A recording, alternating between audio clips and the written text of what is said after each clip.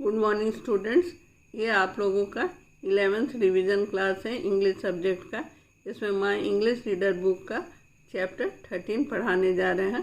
Chapter 13 है the Kings ring.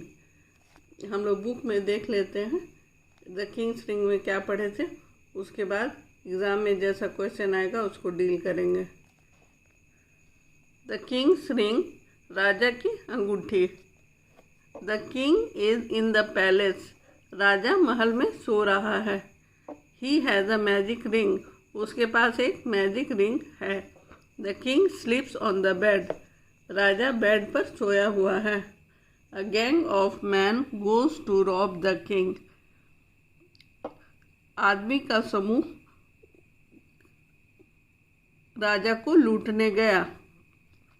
The man take the ring, और 3 आदमी मिलकर लूट रहा था।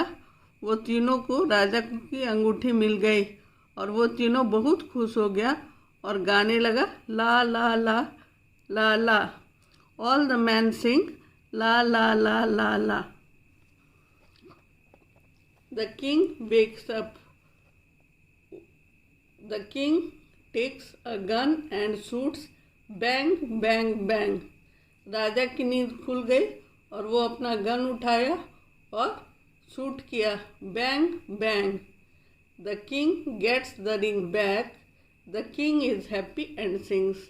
राजा को उसकी अंगूठी वापस मिल गई, राजा बहुत खुश हो गया और अब राजा गाने लगा ला ला ला ला ला ला ला ला ला ला। इस चैप्टर से रिलेटेड जो MCQ है उसका हम लोग अब रिवीजन करेंगे। Choose the appropriate word in each of the following sentences according to the chapter. The king sleeps on the dash. यहाँ हर क्वेश्चन का 4 ऑप्शन दिया हुआ, उसमें से आंसर करेक्ट चूज करना है। चूज द एप्रोप्रिएट वर्ड, सही वर्ड जो आंसर का सब में वो सेंटेंस का चूज करना है according to the chapter. The king sleeps on the dash, जैसा कि हम लोग पढ़े राजा कहाँ सोया हुआ था, राजा बेड पर सोया हुआ था। तो हम लोग देखेंगे बेड कहाँ है और जहाँ बेड रहेगा उसको टिक करेंगे। सेकंड क्वेश्चन है the king takes a dash to shoot. अभी हम लोग लेसन में पढ़े थे शूट करेगा तो शूट कैसे से करेगा, स्टोन से तो शूट कर नहीं सकता, कैमरा से भी शूट नहीं कर सकता, स्टिक से भी शूट नहीं कर सकता, गन से ही शूट करेगा। जैसा कि हम लोग चैप्टर में पढ़े तो वो गन से शूट करेगा, तो डी गन को यहाँ टिक कर देंगे। The king dash up, Raja dash गया। ईट्स, ये तो सही नहीं है। वेक्स, ये हो सकता है। फाइट्स जंप्स, ये तो गलत ही होगा, राजा जाग गया था तो वेक्स ही करेक्ट होगा, तो वेक्स में बी को टिक करेंगे। The man take the dash, जो गैंग ऑफ मैन आया था राजा का सामान लूटने, उसका क्या नाम, जो उस सामान का क्या नाम था, वो रिंग लूटने आया था। जैसा कि हम लोग लेसन में पढ़े तो रिंग को टिक करेंगे। ये तो हुई इंग्लिश की बात। अब हम लोग EVS में देखेंगे। EVS का chapter 6 a house is a must आज हम लोग पढ़ेंगे। ये बहुत इम्पोर्टेंट चैप्टर है। ये और हु आर दे, ये दोनों मिला करके 34 मार्क्स का आ रहा है, इसलिए आप लोग सब ध्यान देंगे और एक एक चीज़ पर स्पेलिंग याद करने का कोशिश करेंगे, हर तरह का घर पहचानने का कोशिश करेंगे और घर बनते कैसे हैं ये भी देखेंगे, घर किसको कहते हैं। अब मैं चैप्टर शुरू कर रही हूँ। We all need a place to live in, हम लोग सबको रहने के लिए जगह चाहिए। That place is called a house, जहाँ हम रहते हैं उसी को हाउस कहते हैं। हम लोग सबको रहने के लिए जगह चाहिए और वो जगह को हाउस कहते हैं। A house protects us from cold, it protects us from rain and wind, it protects us from animals and robbers. A house is a home when a family lives in it. House हम लोगों को ठंडा से बचाता है, house हम लोग को पानी और आंधी से बचाता है, हाउस हम लोगों को एनिमल्स और जानवर और लुटेरों से बचाता है। और हाउस होम तब बनता है जब उसमें फैमिली रहती है। हाउस को होम तब कहते हैं जब उसमें फैमिली रहती है। आप सब तो जिस घर में रहते होंगे उसका खिड़की काउंट जरूर करके बताए होंगे अपने पेरेंट्स को कितनी खिड़कियां हैं, और डोर्स भी बताए होंगे। डोर भी आपको मालूम होगा आपके घर में कितना है। अगर नहीं मालूम है तो अभी गिन लीजिए। इट हैज़ डैश रूम्स, और उसमें कितना रूम है ये भी आपको मालूम होगा। ये आप लोग को गिन करके अपने पेरेंट्स को बताना है कि आपके घर में कितना विंडो है, कितना डोर है और कितना रूम है। Houses are of different kinds. Bungalows and apartments are made of bricks, stones and cements. They are generally found in cities and towns. Bungalow और अपार्टमेंट ईंट, पत्थर और सीमेंट से बना रहता है। ये जनरली ज़्यादातर शहरों में पाया जाता है। ये है बंगलो और ये है apartment. Huts are made of stones, mud and straw. These houses are mostly found in villages. Huts जो है वो पत्थर, मिट्टी और फूस का बना रहता है। ये हम लोग गांव में देखते हैं हट्स। उसके बाद कुछ ऐसे घर हैं जो बर्फ से बने रहते हैं। वो ये ऐसे घर बर्फ से बने रहते हैं और बर्फीले जगह पर भी होते हैं। Some people live in a house made of snow. It is called an igloo. कुछ लोग बर्फ पर ही अपना घर बनाते हैं और वो बर्फ का ही घर बना रहता है। वो गोल होता है और वो गोल इसलिए होता है क्योंकि ऊपर से जो बर्फ गिरता है वो उस पर रुके नहीं, तुरंत नीचे गिर जाए, इसलिए वो गोल होता है। अब नेक्स्ट पेज देखते हैं।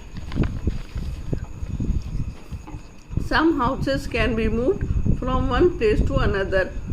A houseboat floats on water. कुछ घर ऐसे हैं जो एक जगह से दूसरे जगह जा सकते हैं, उसको हाउस बोट बोलते हैं। वो वैसे घर बोट में बने रहते हैं और हम लोग एक जगह से दूसरे जगह जा सकते हैं। और कुछ घर जो है व्हील्स पर बने रहते हैं, उसका नाम कैरावन है। A caravan is a house on wheels. ये हम लोग पिछले बार भी पढ़े थे। देखिए इसमें पहिया लगा हुआ है, इसलिए इसको कैरावन कहते हैं। A tent is a house made of canvas. मोटा कपड़ा का जो बना रहता है त्रिपाल। शादी में आप लोग देखे होंगे टेंट, वो बहुत लोग तंबू लगा कर रहते हैं, उसे ही टेंट कहते हैं। मोटा कपड़ा त्रिपाल के जैसा, वो कैनवस से बना रहता है। Houses in warm places have flat roofs. गर्म जगहों पर समतल सतह का रूफ रहता है।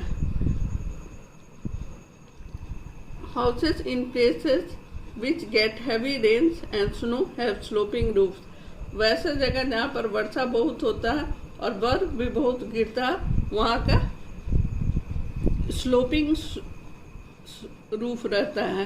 कुछ भी देने से फिसल जाएगा, फिसलने वाला, और नीचे गिर जाएगा। पानी पड़ेगा तो वो भी फिसल करके नीचे गिर जाएगा, बर्फ गिरेगा तो वो भी फिसल कर नीचे गिर जाएगा। With the help of words given in the help box, fill in the blanks to form meaningful sentences. इसमें हम लोगों को चारों फिल इन द ब्लैंक्स आना एकदम जरूरी है। ये house is a dash when a family lives in it. यहाँ हम लोग हेल्प बॉक्स से सहारा लेकर के बना रहे हैं। एग्ज़ाम में 4 ऑप्शन दिया रहेगा और आपको उस ऑप्शन में से सेलेक्ट करके बनाना रहेगा। जैसे 4 ऑप्शन में मान लीजिए फ्लैट, होम, प्रोटेक्ट्स, कैरावैन, तो उसमें आपको होम सेलेक्ट करना है। उसी तरह a house on wheels is called a dash, तो 4 रह सकता है, फ्लैट, इग्लू, हाउस बोट, कैरावैन, तो उसमें से आप कैरावैन सेलेक्ट करेंगे और लिखेंगे।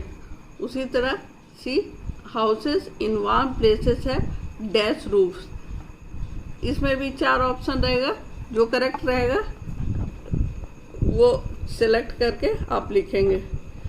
A house dash us from cold, एक घर हम लोगों को ठंड से बचाता है, इसका भी 4 ऑप्शन दिया रहेगा, जो करेक्ट लगेगा सबसे वो आपको टिक कर देना है।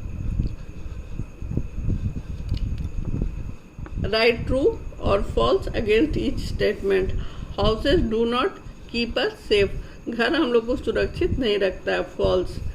If we all live in different kinds of houses, हम लोग सब विभिन्न प्रकार के घरों में रहते हैं, true. A tent floats on water, false. Tent त्रिपाल वाला घर तो पानी में नहीं तैरता, इसलिए ये फॉल्स होगा। A house is a place to live in, true होगा। ये तो आप लोग कर ही चुके हैं, ये बताने का ज़रूरत नहीं है। ये बॉक्स एक बार फिर आप लोग कर लीजिएगा। Window, door, room, wall, roof, floor, ये सब इस पजल में से निकलेगा। अब हम कुछ और बताने जा रहे हैं कि एग्ज़ाम में इस चैप्टर में से किस तरह का पिक्चर पहचानने आएगा। Identify the picture and right the names. विभिन्न प्रकार का घर रहेगा और उसका नाम लिखा रहेगा, 4 ऑप्शन में उसका नाम लिखा रहेगा। जैसे मान लीजिए ये एक घर है, तो इसमें लिखा रहेगा इग्लू, हट, हाउस बोट, बंगलो, तो आपको बंगलो पहचानना है और बंगलो को टिक करना है। उसी तरह हट के पास हट का पिक्चर दिया रहेगा और 4 ऑप्शन दिया रहेगा, इग्लू, हाउस बोट, कैरावैन, टेंट, हट, तो उसमें से हट आपको पहचानना है और हट जिस ऑप्शन में रहेगा उसको टिक करना है। उसी तरह इग्लू का भी स्पेलिंग भी याद करना है और पहचानना भी है।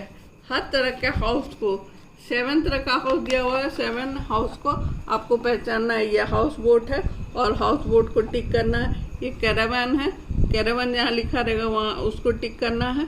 ये टेंट है, टेंट जहाँ लिखा रहेगा उसको टिक करना है।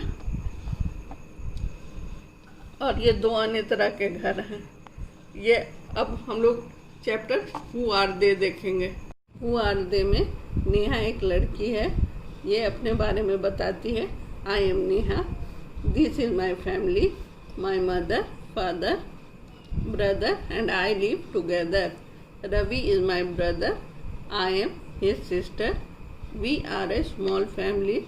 There are 4 members in my family. मैं नेहा हूँ, ये मेरा परिवार है, ये मेरी माँ है, ये मेरे पिता हैं, ये मेरा भाई है, हम लोग सब एक साथ रहते हैं। रवि मेरा भाई है और मैं उसकी बहन हूँ। हम लोगों का छोटा परिवार है, हमारे परिवार में 4 सदस्य हैं। Mother and father are my parents. Picture को ध्यान से देखिए, मदर और फादर को पेरेंट्स बोलते हैं। फादर और मदर को मिला करके पेरेंट्स कहते हैं। I am their daughter, my brother is their सन।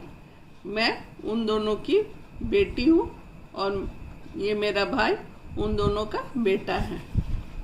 अब मैं अगले पेज में देखती हूँ। इस पेज को ध्यान से देखिए। आंट, अंकल, ग्रैंडफादर, सन, डॉटर, ग्रैंडमदर, सब एक साथ हैं।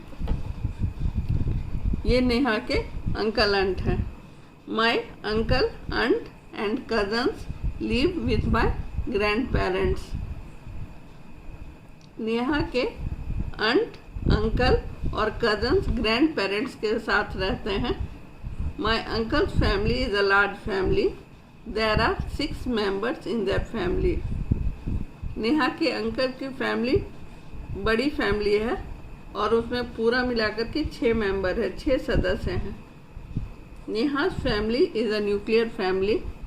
हर cousin's family is a joint family. Neha singular family में रहती है, एकाकी परिवार में रहती है और उसके कजन संयुक्त परिवार में रहते हैं। A nuclear family consist of parents and the children. Nuclear family उसे बोलते हैं जिसमें पेरेंट्स और उनके बच्चे हों। A joint family consist of members like grand parents, parents, uncle, aunt and cousins. Joint family उसको बोलते हैं जिसमें ग्रैंड पेरेंट्स भी हों, पेरेंट्स भी हों, अंकल आंट भी हों और उनके बच्चे भी हों। All the members of a family use a common surname. The surname is written after the first name. घर के सभी सदस्य एक कॉमन टाइटल रखते हैं। My name with surname is Rahul Khatri. My friend's name with his or her surname is Anushka Agarwal.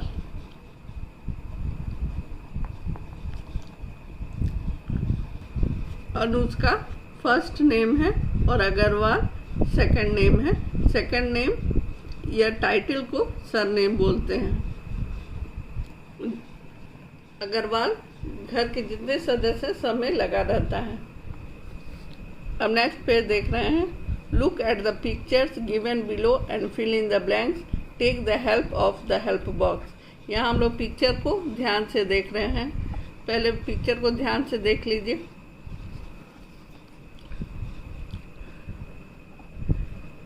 दादा दादी, पिता माँ और 3 बच्चे हैं।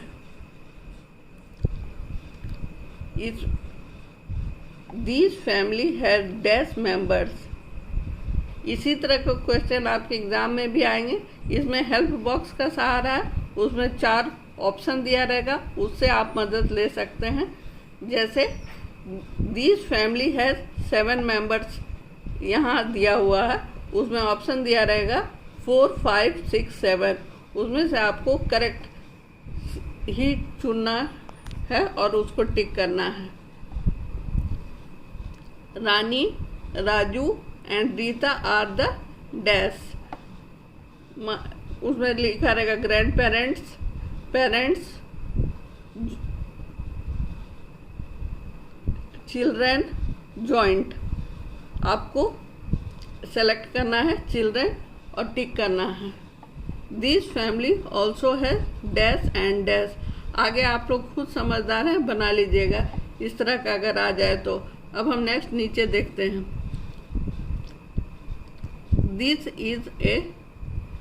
This is the family of Kanika Chawla. Mister Ram Chawla is her. 4 option रहेगा, मदर, ग्रैंडफादर, फादर, चिल्ड्रन। तो यहाँ आपको फादर लिखना, टिक करना है। ऑप्शन में से फादर टिक करना है। उसी तरह Mrs Rita Chawla is her father, mother, aunt, grand mother. तो आपको मदर चूज करना है। Mrs Rita Chawla is her mother, mother में टिक लगाना है। ये आप खुद पढ़ लेंगे आगे और समझेंगे। सबके लिए ऑप्शन दिया रहेगा। मुझे उम्मीद है कि आप लोगों को समझ में आ गया होगा। कल आप लोग ये बना करके भेजेंगे। धन्यवाद।